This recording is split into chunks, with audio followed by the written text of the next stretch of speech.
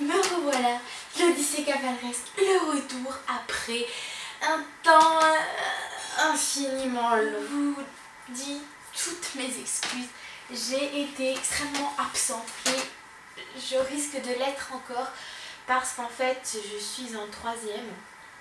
Et je sais, certains vont dire « Ah, le brevet, tu te plains, attends, il y a le bac après. » Oui, mais le brevet, c'est déjà ça. Ça me stresse suffisamment et j'ai assez de travail comme ça, je trouve, pour l'instant. J'ai ma dose. Ça va être l'explication de mon absence chronique, on va dire. C'est vrai que, malheureusement, ces temps-ci, je peux pas trop faire de vidéos. J'essaye. D'ailleurs, j'aurais pu vous faire plein de vidéos parce qu'il s'est passé beaucoup de choses dans ma vie équine et je ne l'ai pas fait. J'en suis navrée.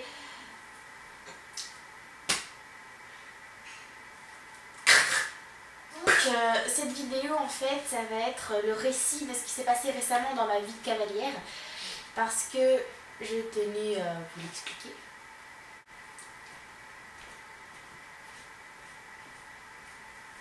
Et donc par là, il fallait que je vous raconte que ça fait 3 semaines que chaque samedi je monte Ivanoé. Donc si vous ne savez pas qui c'est Ivanoé, si je ne vous l'ai pas déjà présenté, c'est mon préféré on va dire, c'est celui avec qui j'ai le plus d'affinité. Et dimanche dernier, donc j'ai participé à un concours, un concours interne, vraiment un petit truc, voilà. C'était un derby, donc c'est d'obstacle cross. Donc je suis arrivée là-bas à 7h30 du matin. Et donc j'ai pressé etc. Ivanoé, je l'ai préparé on va dire. Et donc j'ai fait le passage 40 cm avec lui, derrière quelqu'un. Ne jugez pas, je vous assure qu'à ma place, vous n'auriez pas fait mieux. Enfin je ne pense pas. Voilà. Et c'est une vraie tête de mule, tout seul il panique et il est incontrôlable. Voilà, je peux pas dire mieux. Donc on a fait plusieurs refus parce qu'en fait le poney de devant était compliqué à gérer aussi et en fait il s'arrêtait devant l'obstacle puis il le sautait, sauf qu'Ivanoé lui ne fait pas ça, il faut qu'il prenne de l'élan sinon il refuse de sauter net et il nous fait un blocage, donc j'étais obligée de faire des vols, de reprendre l'obstacle. C'était un peu fouillis mais au final je suis quand même fière du parcours que j'ai fait avec lui. C'était quand même une avancée, surtout que j'étais très stressée de faire ça. Ensuite après l'épreuve 40 cm j'ai pris Igor, un double poney en 60 cm, donc j'ai fait un parcours 4 points, donc il a refusé de sauter un croisillon tout con, mais bon j'étais mal positionnée, enfin c'était de ma faute, je l'assume totalement. Et donc j'ai pas été classée à cause de mes 4 points, mais c'est pas grave, honnêtement j'étais très contente de l'avoir fait.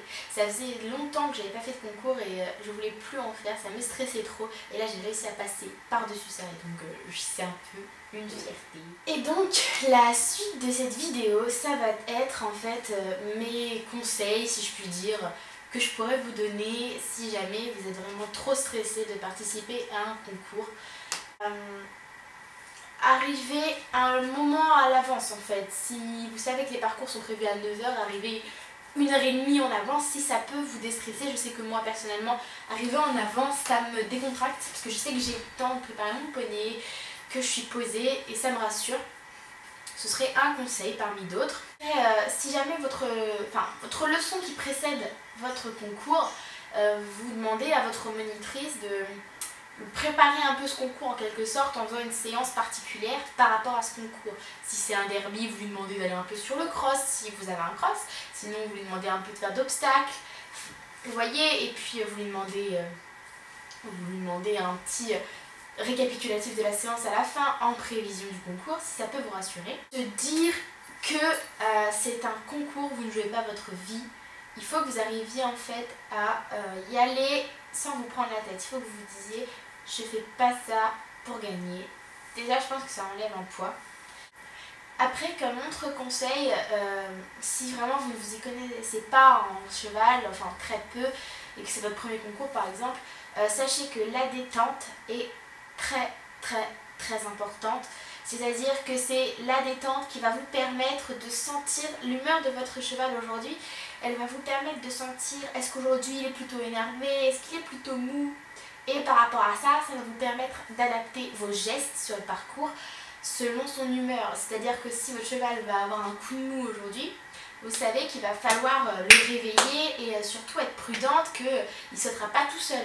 Si au contraire vous sentez que votre cheval est un peu électrique, bouillant sous la selle, vous savez qu'il va falloir être bien assise, être détendue et faire une détente plus longue pour l'échauffer correctement et le fatiguer. Et bien c'est déjà la fin de cette vidéo, j'espère qu'elle vous aura plu et j'espère très bientôt pouvoir vous filmer un concours in real time avec ma caméra embarquée, pourquoi pas. Je suis désolée de ne pas l'avoir fait, j'aurais dû, pour plein de raisons personnelles je ne l'ai pas fait. Bref, donc je vous fais de gros bisous et à très vite j'espère.